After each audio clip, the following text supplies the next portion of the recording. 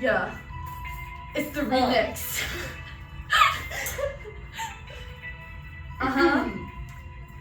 We're gonna get into this case study, and I'm gonna do it with my buddy. The Bell Curve, 1994. Just you wait till I spill this lore. It seems like this study should be a crime, and one of the authors was Richard Herrnstein. It says his job was being a psychologist, but in the end, he should have no client list. Then comes this other guy, his name was Murray. Ugh. Let's get into this, we gotta hurry. This guy's job was political scientist. At the end of the day, he should see a psychiatrist. The funding came from conservative institutions. Racial hygiene was what they thought was the solution. The Pioneer Fund and the Bradley Foundation. They're trying to inform, but they need the education. The data set they used was the NLSY. Say that again, yeah. I'm gonna cry.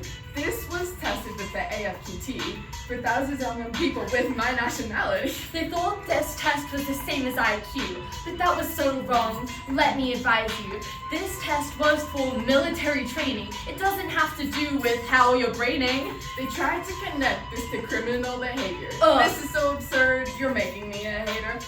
IQ is from genetics. This is so wrong, it's just pathetic. IQ is a number to measure intelligence. Who your parents are has no relevance. It isn't set in stone from the second you're born, and not to do with a military uniform. One of the problems is the lack of peer review, because if I saw that, I'd probably skew. The next problem was the conflict of interest. They just went with the answer that was the fittest. The whole study was for one conclusion, therefore what they got wasn't a real solution. Another thing they had was confirmation bias. Including your beliefs is a red flag in science! See, bell curve counts as pseudoscience. Just because you say so doesn't mean you ain't Lying. This whole study lacks scientific method. If you tick all these boxes, junk science is where you're headed. Just because it's correlated doesn't mean it's a cause. Do a little research before you expect applause. The book overstated genetic explanations for racial IQ differences to make them so bacon. They didn't think of their environment and how it could be a factor.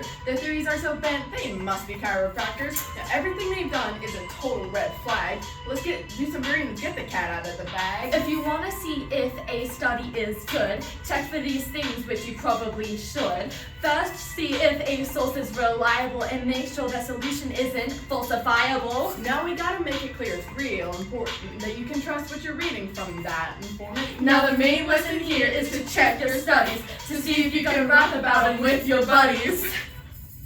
Yay!